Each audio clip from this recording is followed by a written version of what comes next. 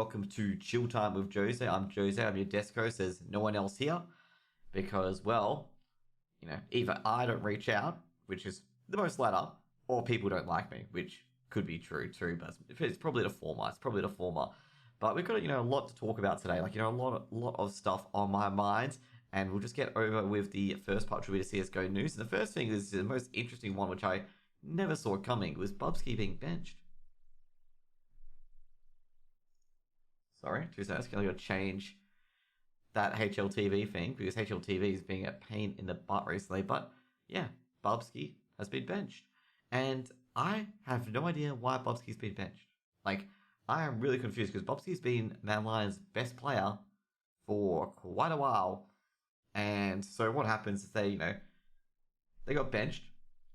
So what happened was that, so Bubsky got benched. And what happened was revealed later that Bubsky was benched as a kind of a break kind of thing. Because people were confused as well. They're like going, why is Bubsky benched? And then someone's like, oh, it's because of a break. Bubsky wants a break. And it's like, okay, that makes the point now. Because HLTV also state, Bubsky was really good for the team. It was 1.17 rating. But it's apparently for a rest.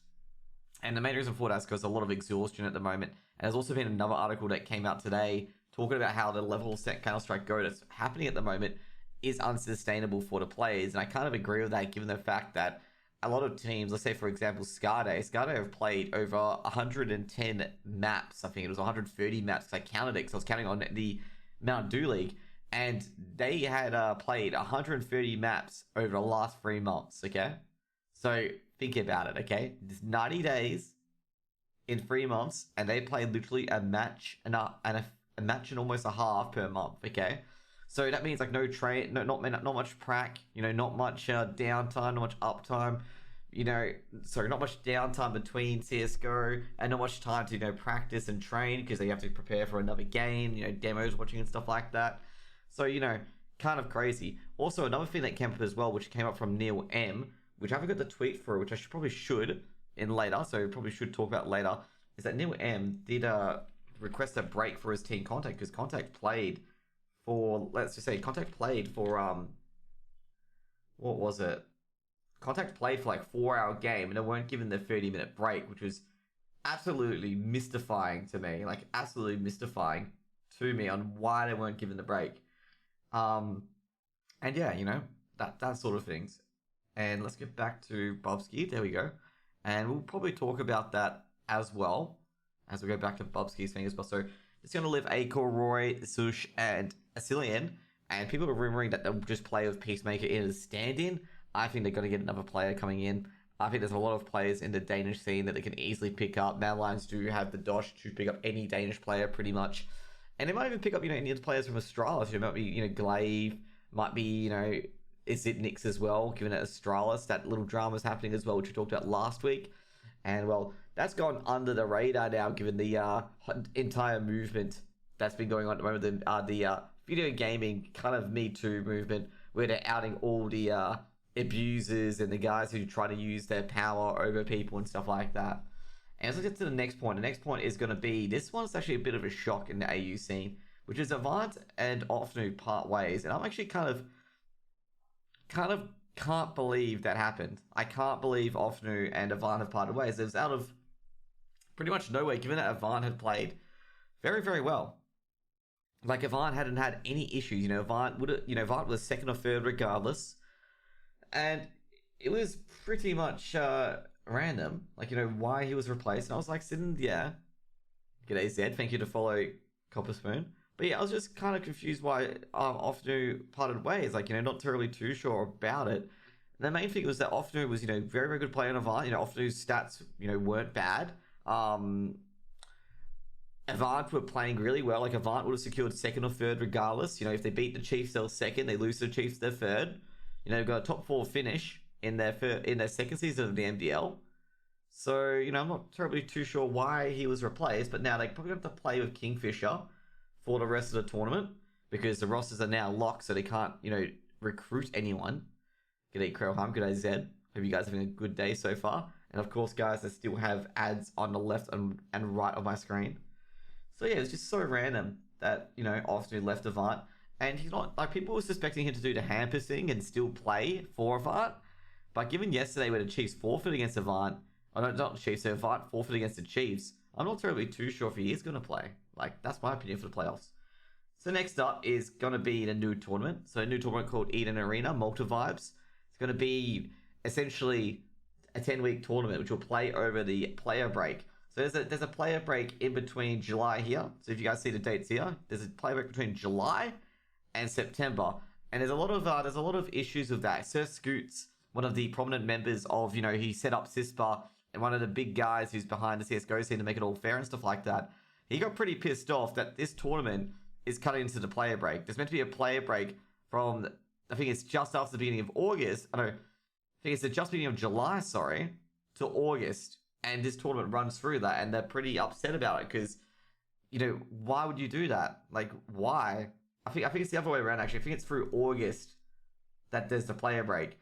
And they're asking Eden Esports, like, why would you do this? Why would you set up a tournament when everyone agreed to not set up a tournament through this break, and you just plow one right through? The main reason for this is because they know that no one else will be running their tournaments because they agreed to a tournament break. And now what's going to happen is that ESL and Face It, they're probably going to run tournaments through the break now because of these guys doing it. And, so basically what they're going to do is they're going to bring them all to Malta. So it's going to be a LAN in Malta. So Malta is a small country in Europe, just in case you guys are wondering. And yeah, that's going to be pretty much it, where they're going to be brought to. So it's going to be like kind of like CS Summit, which is like CS Summit. What they do is they bring the players out to, like, say, Greece, for example, or another area. And it's kind of like a chill tournament, like a very, very chill tournament. Like, it's at the beach. They're playing CSGO at a beach house, effectively. Good network crap. And then, after, let's just say after a game, they get on the couch, they talk to the guys. The casters are very casual. They talk about their day-to-day lives and stuff like that. And that's what, Multivibes will probably be like. I'm just, like, really concerned the fact that, everyone was talking about these player breaks and how they're sacrosanct, and we finally get ESL and Face It, the two biggest tournament operators, to finally agree to not put tournaments in the middle of those areas. They were StarLadder as well. And then we get this company absolutely ballsing it up and trying to like force a tournament in player break. And I'm not sure if it's going to go down well or not. I know there'll be a lot of tier 2 teams entering this tournament because they need the money. They need as much money as they can get from the CSGO tournaments. Now, my opinion, I think Multivibes can't really hold it through the player break. I think they got to find it elsewhere. I think the player break's a bit silly. Next up, we got Spirit and Na'Vi clutching out the playoffs. So Na'Vi took down the Gambit Youngsters and Spirit took down Espada. I'm actually surprised that Espada got as far as they did. Like, Espada is probably a tier 2 CIS team. I'm actually surprised that Espada got so far. Espada is in advance at the moment. And the Gambit Youngsters almost upset Na'Vi. So Spirit won 2-0 pretty easily, I may add. 16-5, 16-7. And of course, the player whose name I can't say is probably Top Fragger, Mir. So yeah, and then Na'Vi took down Gambit Youngsters. They actually needed OT in the first map, but Shiro, once again, showing his skill, but Simple out-AWPing him once again. And well, that's the Wii play. That's the road to Rio for the CS region. I've got to say, Na'Vi got a bit scared there. So I think Na'Vi might be taking on, I think it's not Spider next. They're taking on another player. I think they're taking on Spirit next, and that's what I'm going to say. So Spirit v Na'Vi, that'll be actually a pretty good duel, given that both teams are pretty good, against each other. They got good riflers and good AWPers in this balance as well. So next up we've got is Complexity won the Blast Spring Finals. Okay, last time I think it was it was not a week ago. It ended on Sunday, and basically Complexity beat FaZe 2-0, and I think Jason Lake, the CEO of Complexity, was literally crying in his stream. Like, you get his webcam, like they recorded him crying because Complexity finally won something. Because ever since Complexity started, people were saying that they were rubbish, okay? Like, that they were not going to be a juggernaut, okay? So if you guys don't know the infamous tweet, because you guys probably won't be aware because you guys don't know CSGO, basically Jason Lake, the CEO of Complexity, was that we've got the money because they're backed by the Dallas Cowboys. We want the best players. We can buy a contract. We're going to build a juggernaut. And that's probably why he's like, crying with a bit of happiness, is because he's created a juggernaut. He's taken down FaZe, which is probably one of the bigger tier 1 teams. And he's really created a team that can match these tier 1 teams. He's getting there. He's getting close. And he was just so happy that they won the first tournament, being Blast EU. Now, meanwhile, guys, we're going to talk about CS Summit. So CS Summit's been proceeding along as well. So just quickly going through the game. So here's the group so far for CSGO Summit. And first off, we're going to go Group A. G'day, Netic. We got G. Basically, at the moment, the first games will be played at the moment. So G2 and Godsent will play the winners match. Fnatic and Mouse will play the elimination match. And I suspect that Fnatic will probably get eliminated. I think Mouse will get eliminated here. And in the decider match, I'm not sure what's going to happen there. I reckon G2 will take down Godsent in the winners. Now, another group with North, Vitality, Fate, and Movistar Riders. Vitality will probably win the upper match. And I think Fate will win the losers bracket. And I reckon Fate will probably win the decider bracket as well. Like, you know, Fate did verse Vitality, and Fate got absolutely stomped. Like, look at this game against Fate and Vitality. Like, Fate only won 5 rounds. And, like, you can see here from the face of it that Vitality are going to go through a number 1 seed, okay? Like, I'm going to say Fate's the number 2 team in that group. Like, in that group at the moment, Fate's the number 2 seed. They should be second. And they're getting absolutely destroyed by Vitality like this. I don't think anyone else in this division is going to have a chance. They're going to be swept aside just the same. Now, down in here, Nip and Heroic got away with it. Ents, once again, down to the lower bracket. I reckon Ents should be able to take care of Xtents. So, if you guys don't know, Xtents bought up the Copenhagen Flames. So, the Copenhagen Flames sold their team to Xtents. And, well, I'm going to say now with Xtents, I feel like Xtents will probably lose to Ents. And Nip will beat Heroic. And then in the decider bracket, I reckon Heroic will take down Ents. Now, in Group D, Big and OG take a few wins. FaZe actually lose to Big once again. Now, I'm going to say Big's playing extremely well at the moment. With Heretics, well, that was a good old rivalry matchup with a few French players on OG. And I'm going to say, I think, you know, Big will win that matchup against OG. And FaZe will dismantle Heretics, setting up a FaZe and OG decider match. And, you know, main reason why, you know, I feel like FaZe is definitely better than Heretics by a bit. With Big, I think Big's on such a streak at the moment after winning a few tournaments as well, winning DreamHack EU on Spring Series, after only qualifying because of the fact they won DreamHack Leipzig. So, you know, I think Big have got something to prove here. They're beating a lot of Tier 1 teams. They're taking down FaZe.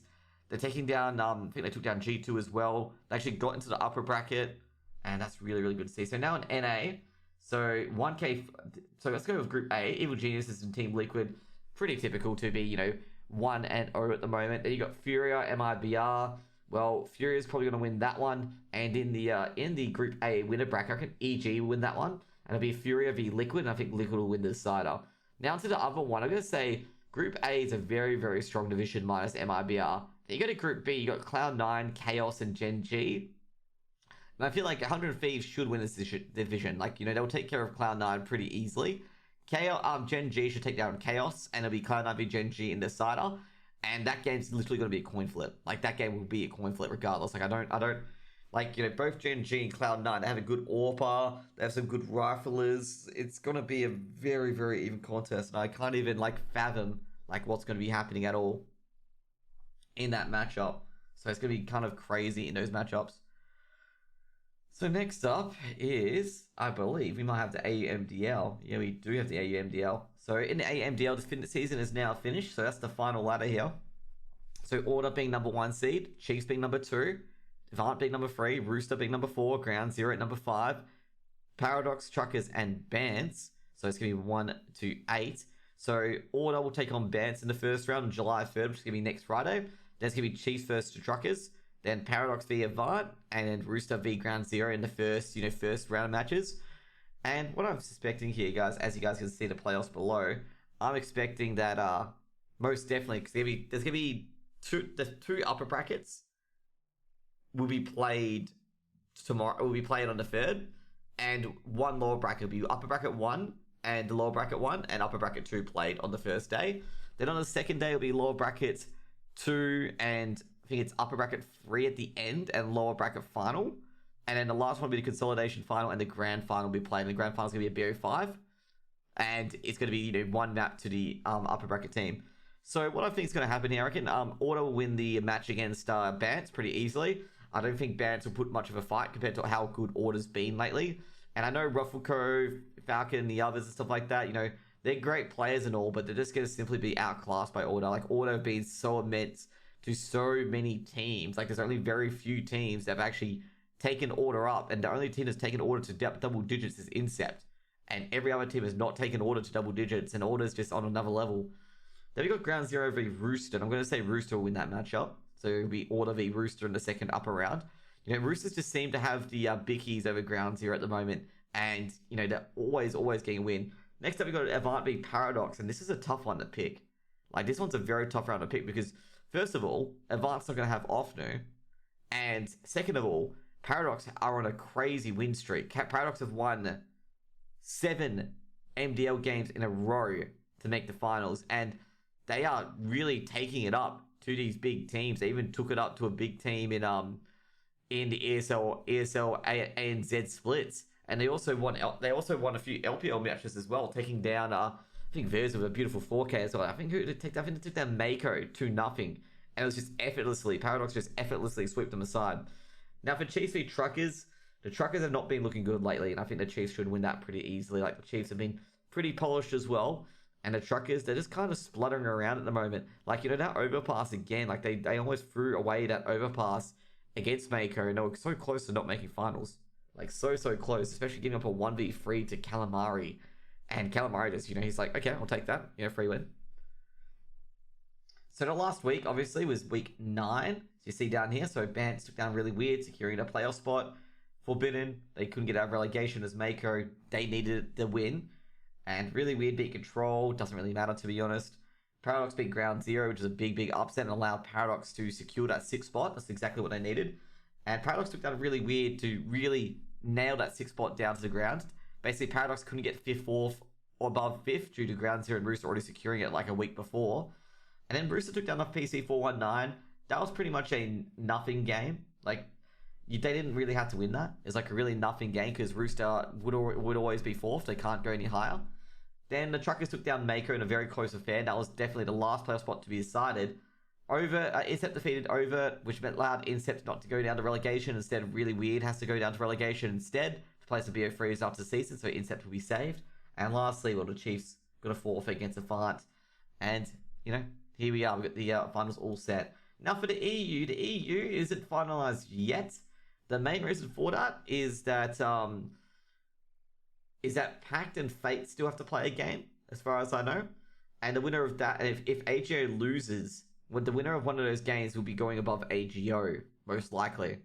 Like, if AGO loses the game, Fate or Pact could take the forfeit win and go above AGO. So the positions aren't final yet, as per se. Like, you know, Nordovan can only go 8-8, and that's it.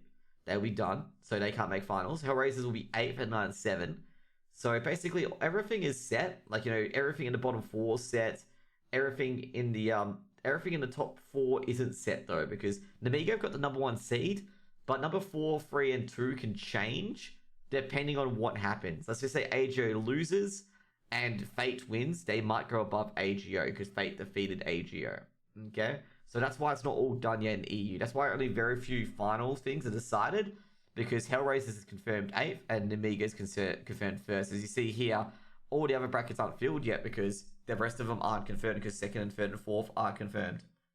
Anyways, guys, next up we're going to talk about EU, the last week of the EU MDL, and geez, Namiga, they secured the first seed they could have secured the first seed by beating the Unicorns, but they lost 16-14. This was probably the biggest upset of the round.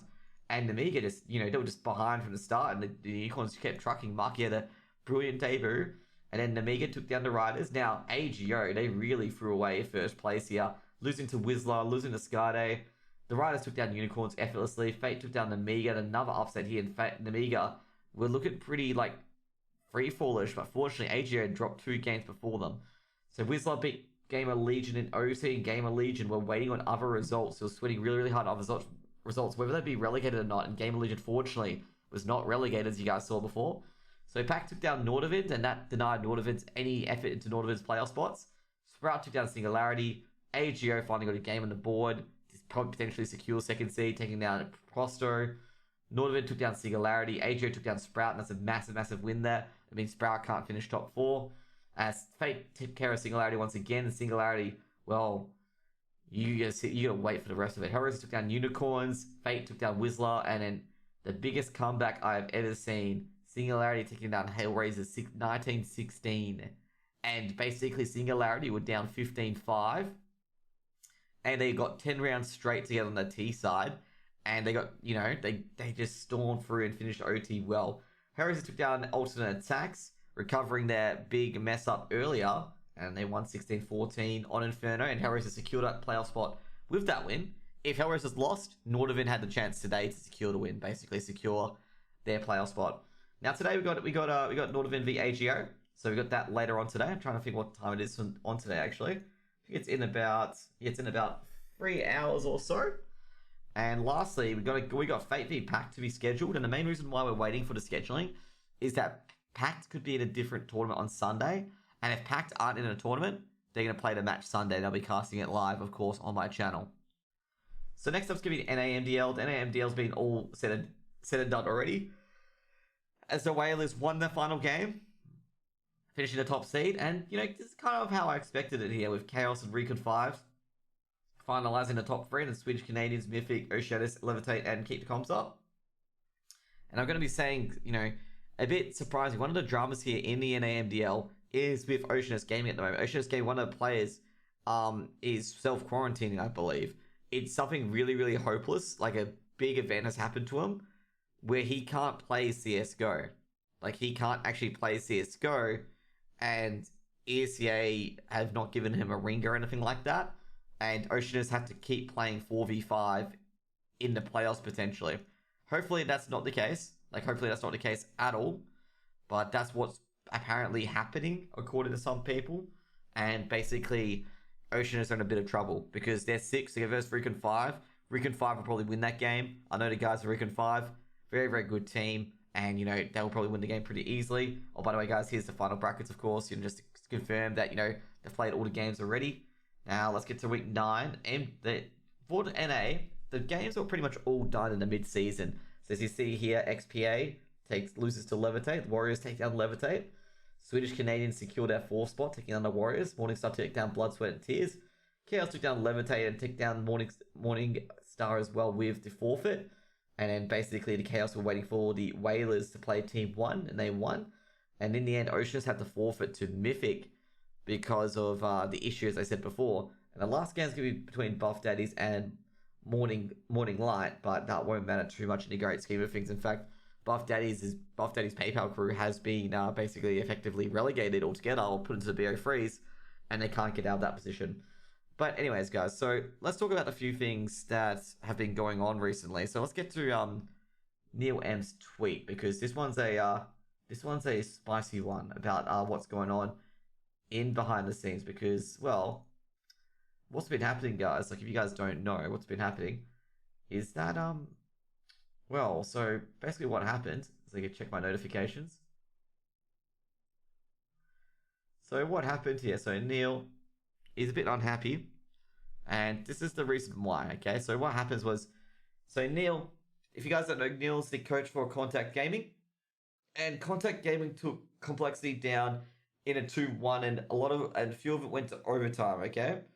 And they had to play Fnatic afterwards, okay? So you can see here, Neil wanted a break for his players, said one of his players was physically ill, he says it here, as you can see here. Down here, Snappy, the RGL, is come on 30 minutes if possible, so of course on Discord, and Neil's feeling unwell. Now, if you guys don't know what was the issue, is I think Esperanto was unwell. Because Esperanto's rating in that game was a fucking plummet compared to what happened. So what happened is that Neil, they had the vetoes done right away, and then basically they literally see here, not even 20 minutes, that's 11 minutes, okay? Remember, Neil's in the UK, so he's 1 hour behind. So they had an 11-minute break. And that's not even 11 minutes either, that's 9 minutes, because you need to connect in the server before that time. You guys aren't seeing it, so 2 seconds, I'll just get rid of my camera, 2 seconds. Let me get rid of my camera. Go. So you can see there, the match goes live at 7:32. And, just what I want to talk about is the concept of player breaks in tournaments. I'm actually a bit surprised that the TOs don't have a mandatory 30-minute break, because I thought this was a rule in all tournaments where basically all TOs would allow a team that's played a BO3 to elect to take a 30-minute break. Because they had that at Epicenter, where basically the team coming back from a BO3, they would have a 30-minute break regardless for both teams, and they'd go to the next thing. So I'm a bit concerned here with Summit that the teams aren't getting a 30-minute break. And I felt, maybe they should here. Like, maybe there should be a handbook, maybe CSGO should get involved and put a 30-minute break time, regardless of the matchup, in there for BO3s, because unless, of course, the teams both agree to go ahead, do that. But it's just, I think it's a bit ridiculous that, Snappy and NewM couldn't elect to go for a 30-minute timer. They were only given 11 minutes at the end, like, to get to the server. And that's not really a break. That's like literally just getting up, getting a glass of water, coming back down. Not enough time to, breathe in, breathe out, get the, warm down from the previous game. And I feel like the TO's got to really, really put that in, that 30-minute break. Like, I wouldn't mind if I had a 30-minute break from casting too, Even though I don't put as much focus as in the players for each and every round, but I want to rest up for 30 minutes, rest my voice for 30 minutes, take some water, check out the next match, check out the stats of the next match as well, analyze the next match as well, who am I going to be casting, who I'm going to be watching out for, stuff like that. And that's why I feel like the 30-minute break is needed. It gives the caster an analysis, time to talk about things. And at the same time, if they can talk about the next match at the same time. Like, I reckon that time can be used. Like, what you do is, you talk about, give the 30-minute break, so the team finishes playing. 5 minutes, you get to analysis talking about the previous game. G'day, Mercer. Hope you're having a good day, my dude. Then you have, basically, let's just say break time of 10 minutes, okay? Then you get pre-show of all the matchups and stuff like that. And, like, the remaining 5 minutes where they start vetoes, the vetoes go in, you can be, like, pre-show, oh, the vetoes, oh, this was that, oh, this is that. And then you go into the game. And I feel like, basically, Contact not getting that 30-minute break was pretty silly, in my opinion. And I think there's going to be some action behind that where they're going to have those 30-minute breaks mandatory now after BO3s. Like, there will be a 30-minute break in, like, all the tournaments and stuff like that, so this issue doesn't happen again. So, yeah, that's pretty much it. So, Mers, what have you been up to, man? What have you been up to? What have you been up to?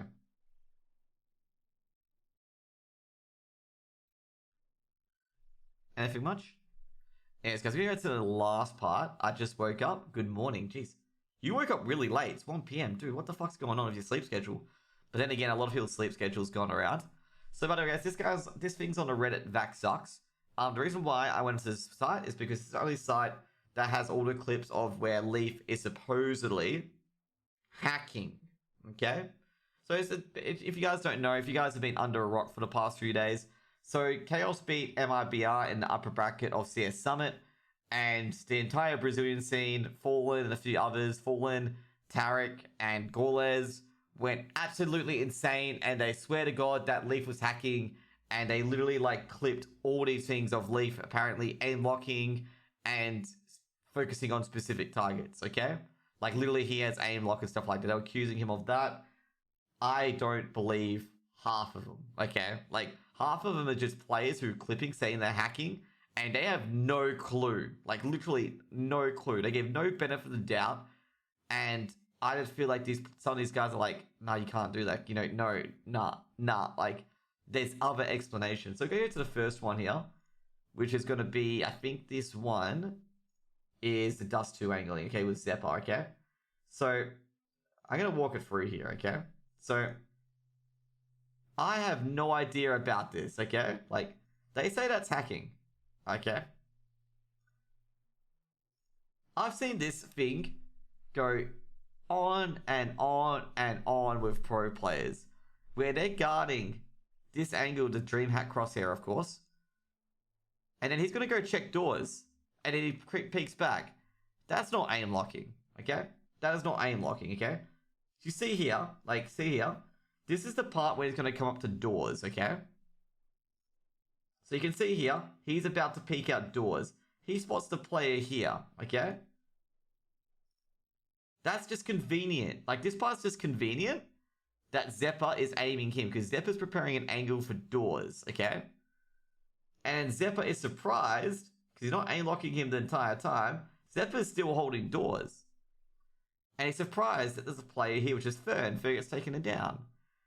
And it's like, come on, guys. Like, There's easy explanations for this clip. Now, another one's this one, okay? Another one's this one, okay? So, this is, I think it's MCE with the Galil versus Taco and Fallen, okay? Wait, people say this is hacking?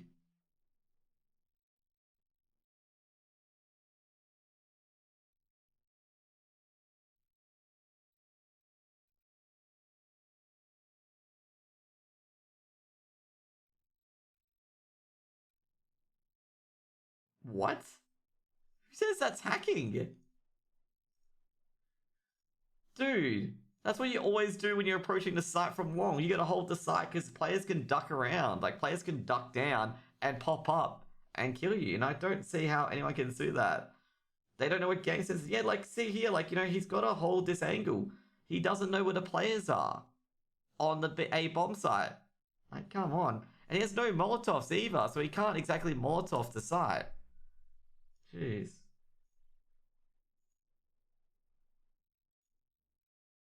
And this one, this one's an infamous one where they say he's hacking, okay? So watch this, okay? Okay, watch. They say this is the infamous one where he's hacking. But if you look what happens earlier... See? Do you guys see here? There's a grenade trail here, okay? There's a grenade trail here. No, it's even worse. The TRK threw a flash through the smoke. So you see, like, you guys can't see it, but there's a tiny little blue trail where he threw a smoke, okay? Like, where he threw a flash in, okay? So watch Leaf, okay? Leaf will try and dodge the flash, which he does. And then Leaf holds Heaven because a player just threw the flash through to, you know, you don't know if it's going to push smoke or not at Heaven. And I'm sitting there going like, how can you call that hacking? That's normal CS. If someone throws a flash in through a smoke, you got to assume that they're coming in, that they're going to enter the site with that flash. That you have to hold that angle to make sure that they, you know, don't jump in, kill two of your players, and that's it, because your players are flashed. And this is what they were going after him about, like similar things like this. And it's like, come on, guys. Come on.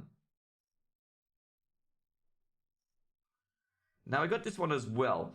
This one, it looks sus on the face of it, but then you got to realize that you don't get all the information, okay? You don't get all the information. Okay, so TIK, of course, is thinking here. So basically, one thing I'm going to do is essentially stop right here, okay? Okay, you're going to stop right here.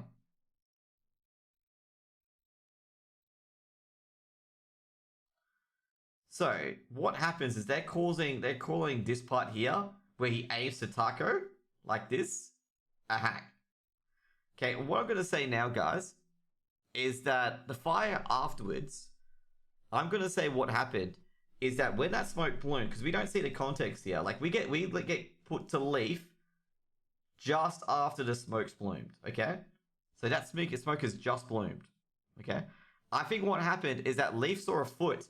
He saw a foot of Taco, or one of the players in Monster, and started firing through it. Like they were saying he was aim locking on Taco. Okay?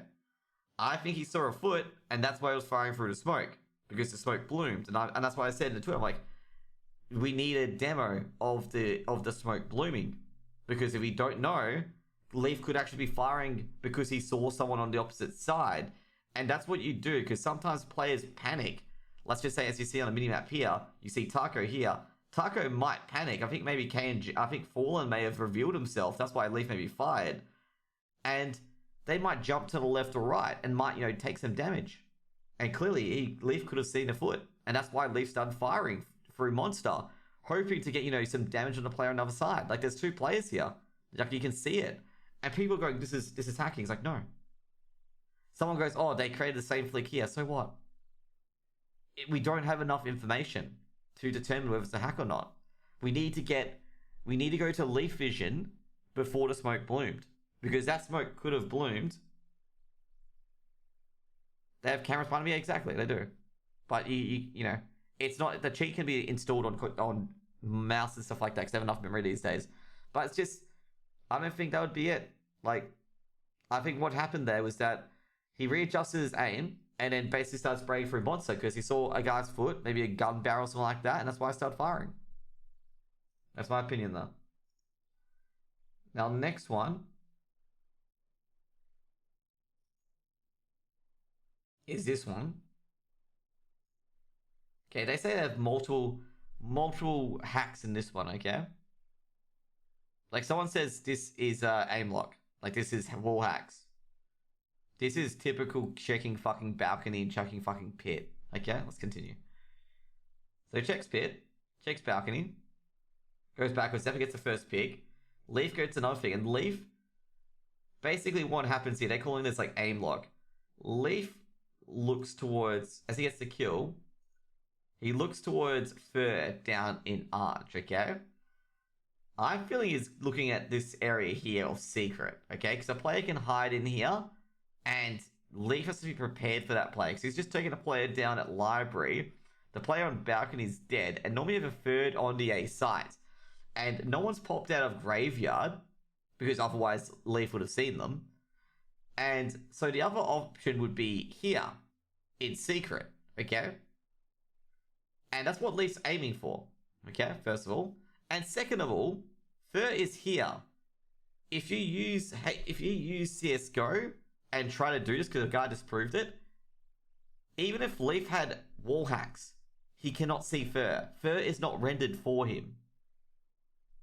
People go, there's some other hacks that's super advanced and, you know, he can apparently render everything and whatever. None of it's become true. Like, you can't, the game physically can't let you do it because you can't see it. So, yeah. And basically what happens is that, you know, obviously they couldn't see him. So, you know, anyways, we'll continue. I don't think anything happens after this in the end. Basically, see here, basically, effectively, you know, to win this. I'm a hacker and I check maps and ninja every round. No, yeah, you know, that's what I meant. Like, you know, you got to check that angle because he took the first player at pit. It's like, come on, guys. You can't keep calling each single one a hack.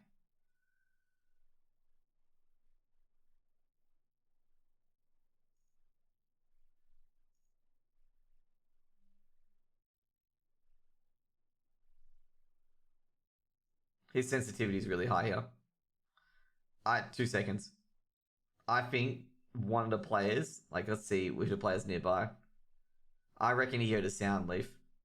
Like, I'm going to say now, I think Leaf heard a sound. Let's put the sound up. We're going to have casters on, though.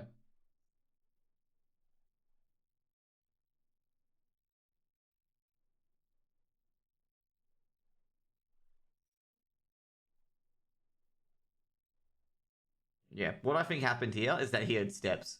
And he just straight away looked at stairs. My opinion, though. That's not an aim lock. If it was an aim lock, he would have hit him on his head. And you can see that's a panic aim, okay? Like, his aim lock's not even his head. He got info on a ramp. Yeah, pretty much. He probably heard a grenade being thrown and a thing. There's nothing wrong here. And he can hear the throw to smoke. Yeah, exactly. Is what Nikki said. Like, that's what I'm saying. He heard the throw to smoke. Like, he can hear the sound cues. Like, you know, there's a lot of these Leaf clips are just people who don't know how to play CSGO. Like, they literally don't know how to play. It's like, dude, like, I have to keep explaining this to people who keep saying VAC and keep saying it seriously. It's like, they have teammates they can hear sounds. They can hear sounds. If they see a nade being thrown from a certain area, they're gonna fucking guard that area. Because, you know, they gotta watch out for it. I think they're just bitching because he's too good. Yeah, dude, Leaf, like, literally shat on MIBR. That's literally what happened, just in case you're wondering. Oh, this is Gaules, so I gotta be careful of this one. Oh, no, it's not Gaules, sorry. It's the guy that was with Gaules. So this is not live. So Zappa looks too long. Oh, they just executed short.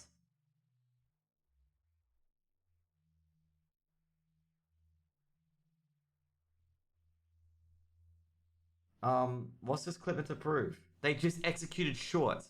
They have to look long. I don't understand this. They have to look long. They've got no choice. Like, what are they complaining about? That's what I meant. He's got to look long. They just fucking executed short. Where else is he meant to look? They've checked CT. See, Zephyr checked CT. Like, watch, okay? So let's go again, okay? Let's start, okay? So push it from short, okay? Zephyr jumps up, check CT. You know, CT, there's no one below that. They checked the ramp, already checked it. There's not... They only can be long. That's why it's slow peeking out. Because they could only be long. Then they spotted the player at pit. Like, the player put half his head up. You could be spotted. Well, that's not hacking at all, buddy. Like, this is what I mean. Like, half of them have innocent explanations to it. Like, you know, information that people, they don't see it, but I see it. This one is kind of sus, okay? Main reason why is that he holds this edge, okay? Like I'm going to say now. In the situation, you would hold the edge of the smoke here, okay? This one can be very sus, but when you like, you know, sus on like just a coincidence, I'm going to call this one a coincidence, okay? Because if he, like, you know, he knows that there's going to be someone top mid, okay? Because there's also a short smoke as well, okay? There's also a short smoke. So he's going to know that someone's used a smoke to cross early in the round because there's also a player window too, okay? There's also a player window, as you can see here. So I can only assume that that is not a CT smoke, okay? So that's why Leaf comes up on short and holds this sort of angle. Because that smoke that's there is not a CT smoke. That is a T smoke. Because the CT smoke would cover short close here instead.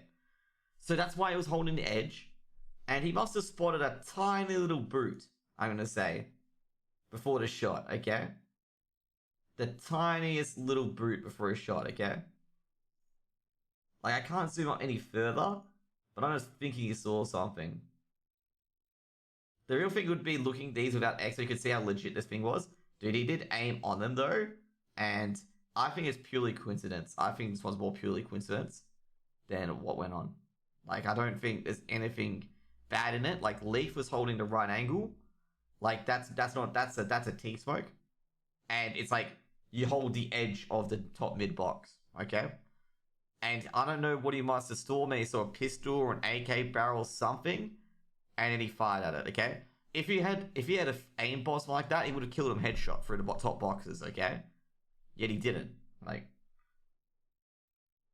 I don't think that's it. I don't think that's the take, unfortunately. I think it's purely coincidence on that one. And last but not least, before we go off, maybe he just fired. Yeah, maybe he just messed up. It happens. It happens as well. That's why I was saying at worst it's a coincidence.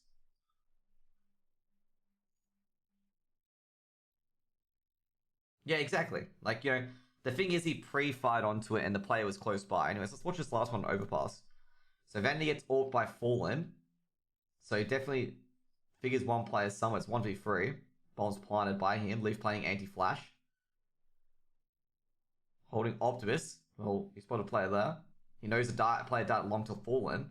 Taka defusing. Now, let's put the sound on. Let's do this to the sound. Okay, so first of all, this first shot. Okay.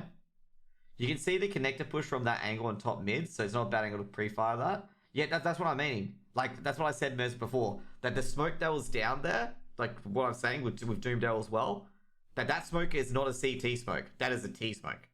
So to T smoke that means, you know, Leaf should be guarding that edge. The window player can guard if anyone goes through that smoke. And Leaf should be on the edge from short. Okay? So that's what happened. Could Window see it? Yeah, Window could see the smoke. Because there was a player in Window. On the dust, on Mirage.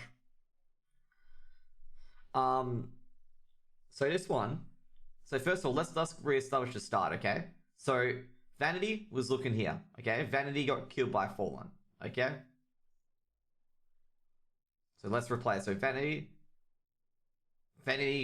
got killed by Fallen. Vanity was watching short. He got killed. Vanity probably called out, okay, he's long. One long, okay?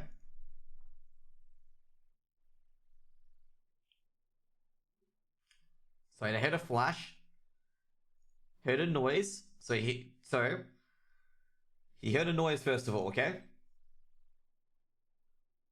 So that's fallen, okay? Fallen stepping or jumping. So he's heard fallen, so he knows one's long, okay? So he knows one's long. So one has to be long, okay?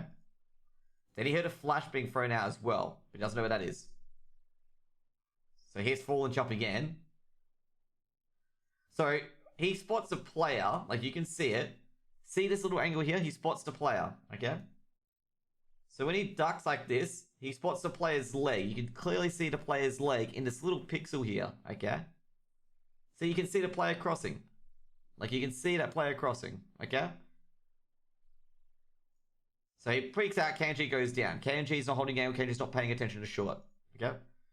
So he knows Fallen's long, because he heard Fallen's step. He heard Fallen's step twice, so he definitely knows Fallen's long, okay?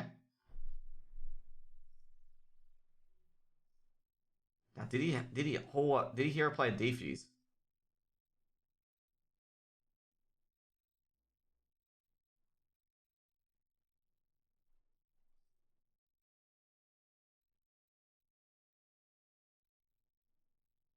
Okay, yeah, so he is a player defuse as well, so he knows where people are. One's on the bomb, one is long. He knows where two players are. Then at this point, he finds where KNG is. So he has all information on all where three players are, okay? He knows where they all are. He is holding Optimus. He is fucking nowhere near aim locking a player. He sees KNG as he crosses. Like, he got all the information from the sound cues, the defuse. He knows the player's on the site, okay? He knows the player is defusing the bomb. So he knows Taco is reverse default where the bomb's planted. So basically he has all information he needs. He knows Fallen is long. He knows Taco is reverse default, defusing the bomb.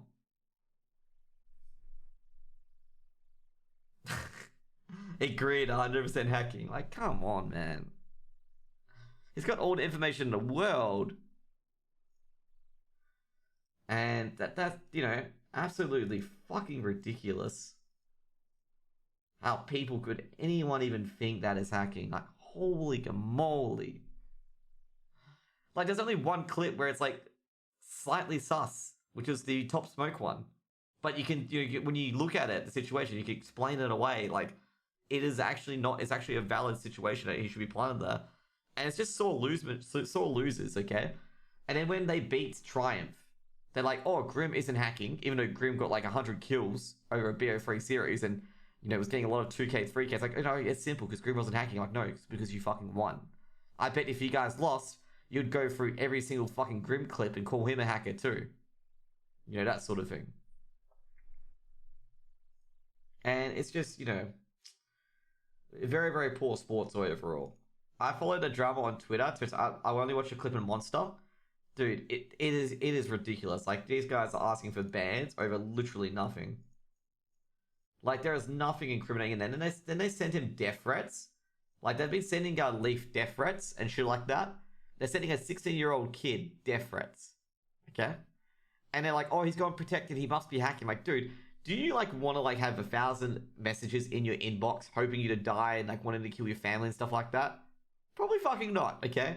Like, you don't want to go into your Twitter DMs and be like, oh, you know, yeah, I want to read that DM where my guy is going to kill my family and stuff like that. Yeah, you know, I'll go with that. You know, I'll go with that. You know, that's exactly what I want to fucking read. Oh, Jesus Christ. Like, come on. That is a new low. It is a new low. It is a new fucking low. A lot of people got pissed off about it. A lot of people got really, really pissed off about it. And yeah.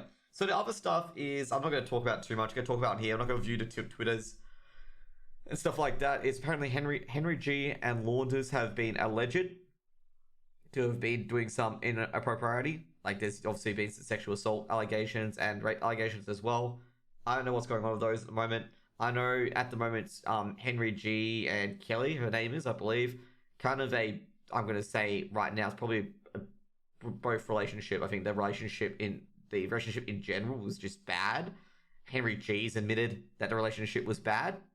Like, I think it's a from both sides, they were both abusing each other. Okay, like that sort of thing. That they were very, very abusive to each other, and it seemed like more of a toxic relationship. Okay, very, very toxic relationship between those two. And with Launders and the other chick, I have no idea. Like we don't have enough information, sadly enough. So we're just gonna say, you know, we trust but verify, but we got to see the other side of the story from Launders as well. Can you show me the memes? Can you show me the memes? Yeah, I can.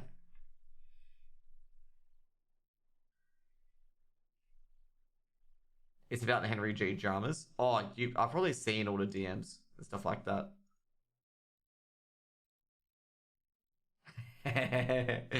Oh, gotta love him. Gotta love HLTV. BTS cast. Oh my gears. Who are these guys? Some randoms. Everyone else got accused of sexual assault. Nah, sexual assault is not funny. You know, it's not funny thing. Like it is serious. Like someone is coming out. Like we gotta wait for more information. Like we gotta wait for both sides of the story. Like we gotta trust them, of course. We gotta trust the stories, of course.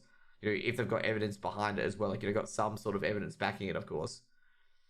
Yeah, it's not a joke. Like sexual assault is not a joke by any means, because there are some characters out there that use their position, like, you know, it's already been revealed, that use their position to like grope, harass, force women to do things for them and stuff like that. Okay, even guys as well. Like, you know, even guys have been abused in this position as well, where they've been held like something over their heads, and you know they have to do whatever the boss says. You know, it's like following, you know, a piece of meat basically.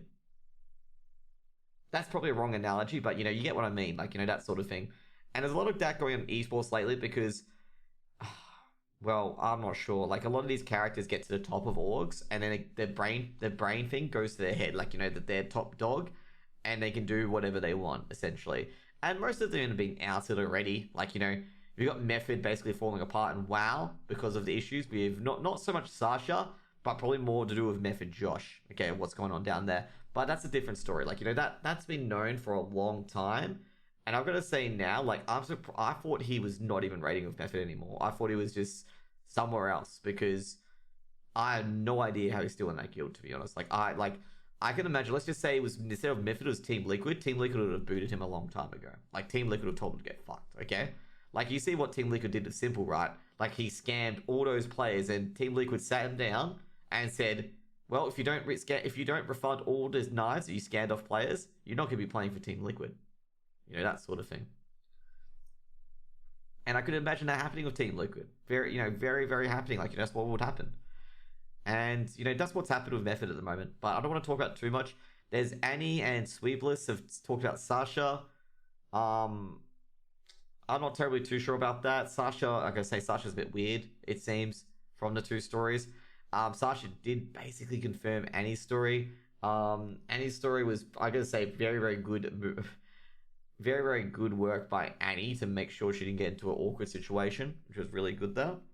And I'm not like, the big red flag that came out to me with Sasha is the last part. Like, all these abuse stories, guys, are pretty much very, very similar. Like, there's always trying to be a power struggle. Like, you always gotta recognize that someone's trying to get power over the other person.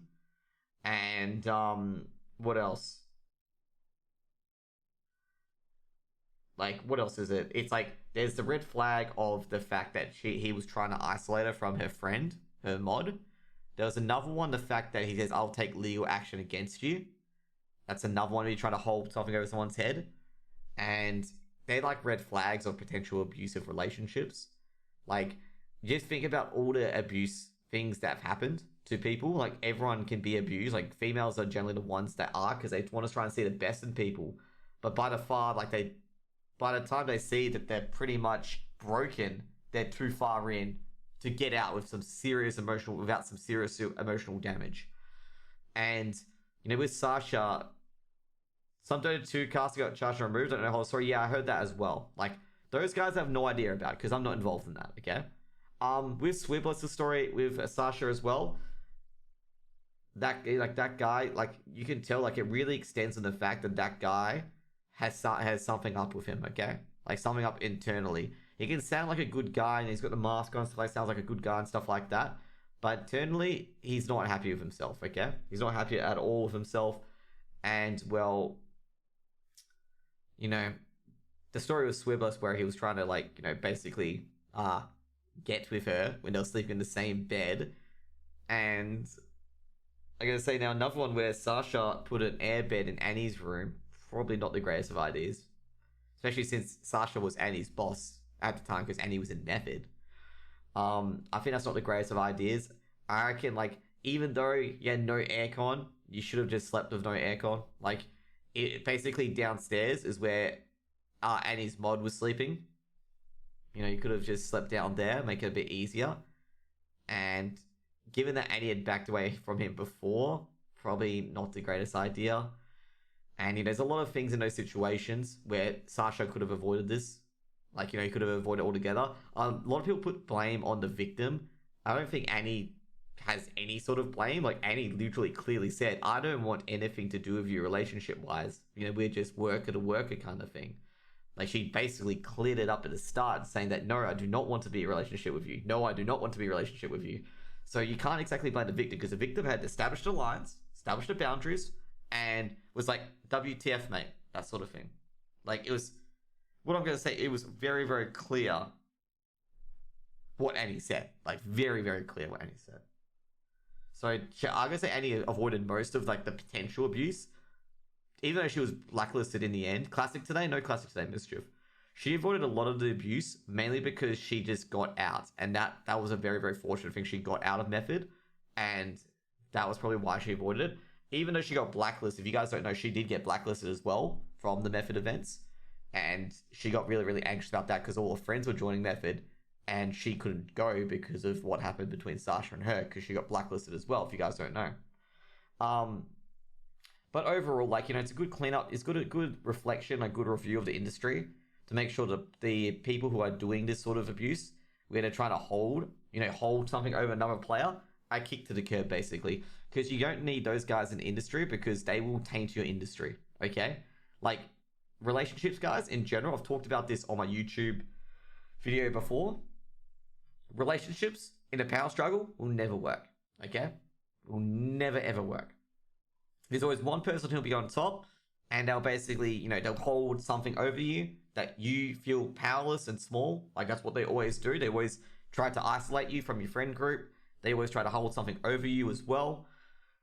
And what else? What else? They'll make you feel like that they only can protect you and stuff like that, not anyone else. Like, they won't include anyone else's picture, just you. And just, you know, just them. Only they can do things and stuff like that. I'm not saying that all these things, they should be like red flags, like indefinitely. They also try to appear to protect you. Like, you know, Sasha also said to Annie as well that he was about to beat some guy about touching Annie, and Annie's like, no, don't. Like, that sort of thing. And it's like, you know, those are probably signs to watch out for, is that a guy's probably not right in the head, and that, you know, he's potentially trying to, well, I'm not gonna say sexual predator, but he's trying to isolate you and basically be the only person that you look to. Like, he's trying to, what is it? I'm not sure if grooming is the right word, but trying to entice you to look at him rather than anyone else, okay? Like, people do that. Like, some people do that because they're not confident that they can get a girl in a crowded settings, okay? Wise words from the expert. Bicker? What? Oh, boy. G'day, Bicker, man. But that's what the sort of thing is. Like, you know, that's what it is in the end. Oh, great. Another bot. Good old real viewers bot. But yeah, that's what it seems to be. Like, that's what I've seen in all these abuse stories, because I console a lot of victims who get, a lot of people who get abused. Like, a lot. And it's just the same fucking shit. Is that the guy tries to hold power over, like, guy or girl tries to hold power over the other person. And, you know, that's what happens all the time. It's just the same story. And it's the same outcome mostly every time, unless the person recognizes and gets out of it. And, you know, that's what's being, you know, that's what's happened with some of these abuse cases. That's what it is. It's literally the same story. Some people may go like, oh, it's the same story as this one. Like, it literally is. Like, there are like so many key elements of, like, you know, abuse, of red flags of abuse and stuff like that. And that sort of thing. You know, that's what it goes. I'm not sure what Bicker's talking about, to be honest. Like, he's gonna like go like, oh, you've been abusing people. Like, nah, man. Like, I've talked about 6 or 7 people. Like, I've consoled, like, I'm gonna tell you now about 6 or 7 people, one guy and 6 or 7 girls of abuse. Okay, We actually even had one in the stream where his sister was literally abusing him because she had all the money, and she would not let him get a job. Okay, and Ari and I had to try and like convince this dude, like, dude, you're being abused. Like, you are literally letting your sister control your life. Like, me and Ari had to intervene there because it was fucked up. Like, what was happening to him. Like, basically, his sister was deliberately keeping him down so he wouldn't, be able to afford somewhere else to move, and his sister couldn't dominate him. And, that sort of thing as well. So I kind of know from experience of consoling these people and talking to these people of how the general elements go, essentially, of abuse and all that stuff. And that what you got to do to kind of, well, stop that, like, to recognize it. And it's like most of these abuse cases, sometimes it just ends up too late, and no one actually wins out of these relationships because it's a toxic relationship from the start. Like, if you guys go into a relationship to control someone else, it's probably not a good foot to start off from. Like, that's not a good set of mind to go into a relationship.